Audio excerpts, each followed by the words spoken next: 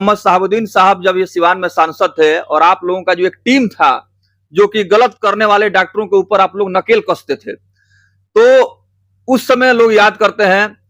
आपको लगता है कि फिर से आप लोग इस मुहिम को छेड़ेंगे ताकि डॉक्टर जो फर्जीवाड़ा कर रहे हैं उनके अंदर जो है कम से कम जो है भय पैदा हो? नहीं नहीं, कभी भी इस तरह का नकल डॉक्टर शहाबुद्दीन साहब ने नहीं कसा है जी। इसलिए कि हमको याद है उस समय की बात जब सीके अनिल यहाँ पे आए जी। तो उन्होंने हमको बुलवाया अपने चैम्बर में जी। आज शिष्टाचार के नाते उन्होंने हमको बैठने के लिए भी नहीं। सीए साहब से ये पूछे कहाँ सोए हुए हैं कि यहाँ इस तरह के नर्सिंग होम चल रहा है जो डॉक्टर के कोई डिग्री नहीं है, गायनों के नाम पे इलाज किया जा रहा है, उसका कोई डिग्री नहीं है, तो इसकी गहन छानबीन और एहतराम से नाम लिया जाता था और मान सम्मान समाज में मिलता था। लेकिन हाल के दिनों में आज बाजारवाद हावी हो चुका है, व्यवसायीकरण हो रहा है, अस्पताल नर्सिंग होम में खुलेआम दलाली का खेल जारी है, फर्जी तरीके से बहुत सारा हॉस्पिटल का संचालन हो रहा है, अवैध नर्सिंग होम चल रहे हैं और बहुत ऐसे डॉक्टर हैं जो किसी मान्यता प्राप्त मेडिकल कॉलेज से उन्होंने शिक्षा प्राप्त नहीं की है, लेकिन बड़े बड़े डिग्री का बोर्ड लगा करके लगातार मरीजों का दोहन और शोषण कर रहे हैं और लोगों के कीमती जान के साथ खिलवाड़ कर रहे हैं। सिवान में घटना हुई, एक महिला की मौत हो गई और लापरवाही से इलाज करने का गंभीर आरोप परिजनों ने लगाया। मौके पर पुलिस प्रशासन भी पहुंची। हमारे साथ सिवान से राष्ट्रीय जनता दल के बहुत ही कद्दावर नेता और राजद के नीतियों और सिद्धांतों को जनमानस तक पहुंचाने वाले इरशाद अली खान हैं, जो पूर्व में सिवान में जिला स्वास्थ्य समिति के ये सचिव रह चुके हैं। तो आइए हम बात करते हैं इस घटना को लेकर के इरशाद अली खान क्या कुछ कह रहे हैं। नेताजी, ये घटना जो है मानवता को शर्मसार करने वाली घटना है, क्या कहेंगे? तो मैं आपके चैनल से जुड़े हुए सभी लोगों को मैं अपनी ओर से बहुत बहुत शुभकामना देता हूं। ये जो घटना हुई है, ये जो नर्सिंग होम में, ये जितना भी इसकी निंदा किया जाए कम है। हम लोग का मानना है, अब मेरा खास तौर से मानना है कि डॉक्टर भगवान का दूसरा रूप होता है और इसी के लिए एक मजदूर जो अपना खेत भी बेच के डॉक्टर के यहाँ इलाज कराने के लिए आता है और उसके साथ डॉक्टर अगर घातक रूप धारण कर लेते हैं। ये जो घटना हुई है ये गोपालगंज जिले के बरौली का एक मजदूर तबका का व्यक्ति था जो 9 महीने से अपनी पत्नी का इलाज करा रहा था।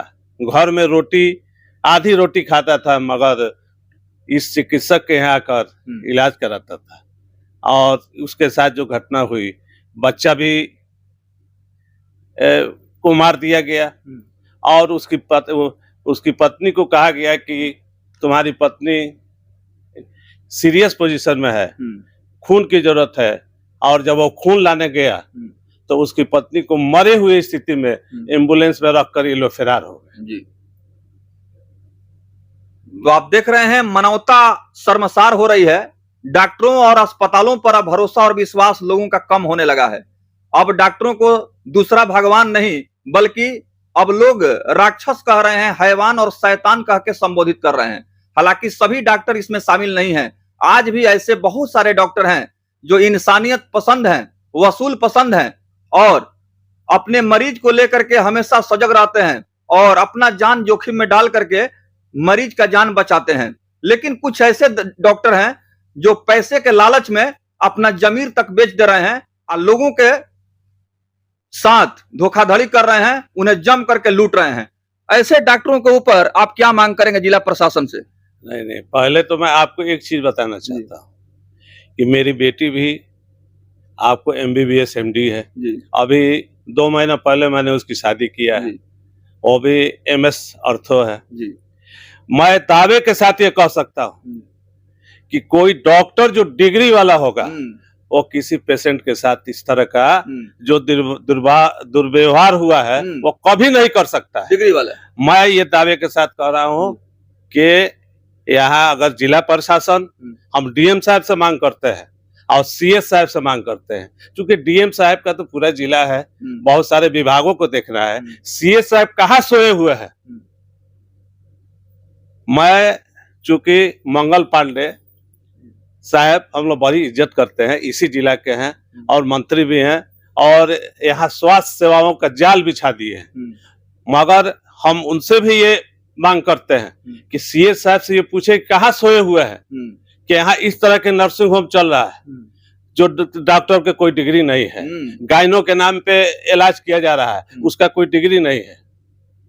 तो इसकी गहन छानबीन होना चाहिए और दोषी को सख्त से सख्त सजा मिलना चाहिए।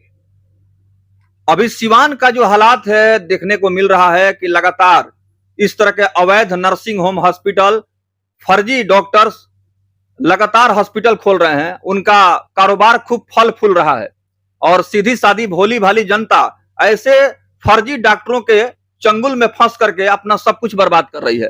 तो स्वास्थ्य मंत्री से आप जो मांग कर रहे हैं, आपको लगता है कि इसमें कुछ कार्रवाई होगी? निश्चित कार्रवाई होगी। स्वास्थ्य मंत्री निश्चित रूप से इतने मतलब एक्टिव व्यक्ति हैं कि उनके संज्ञान में अगर कोई बात चली जाए, अगर आपके चैनल से ही चली जाए, तो उस पर जरूर एक्शन लेंगे। और मैं ये बताना चाहता हूँ, हमको हंसी आ रही है इस बात पे कि सीएस स्वास्थ्य का मालिक होता है जिला का, 3 ही पोस्ट होता है, डीएम, उसके बाद डिस्ट्रिक्ट जज और सीएस का। सीएस साहब कहाँ सोए हुए हैं जी? इनका सोने का मतलब कौन सा मतलब मुद्दा है कि यहाँ हॉस्पिटल कैसे खुल जाएगा, नर्सिंग होम कैसे खुल जाएगा सीएस के बिना अनुमति का? आपने उसने सारी क्रियाएं थी, जो भी कार्य नर्सिंग होम खोलने में जो होता है, एक एक बिंदु पर उसकी जांच होती है, उसका पॉल्यूशन का जांच होता है, उसका बहुत सारा वो सारा प्रक्रिया जब पूरा होता है तो सीएस का आदेश होता है, तभी नर्सिंग होम खुलता है। तो ये सीएस साहब ये बताने 3 दिन के अंदर ये बताने का प्रयास करें कि जिस नर्सिंग होम में ये घटना हुई है उसका लाइसेंस निर्गत है कि नहीं है, आपने जांच किया है कि नहीं किया है, नहीं तो आप पे मतलब ये प्रश्न चिन्ह लगेगा। बिल्कुल। और हम लोग यहाँ बैठेंगे नहीं, 3 दिन में अगर इसका जवाब नहीं मिला तो हम लोग दूसरे स्तर पे, हम लोग यहाँ तक के मुख्यमंत्री तक हम लोग जाने का काम करें।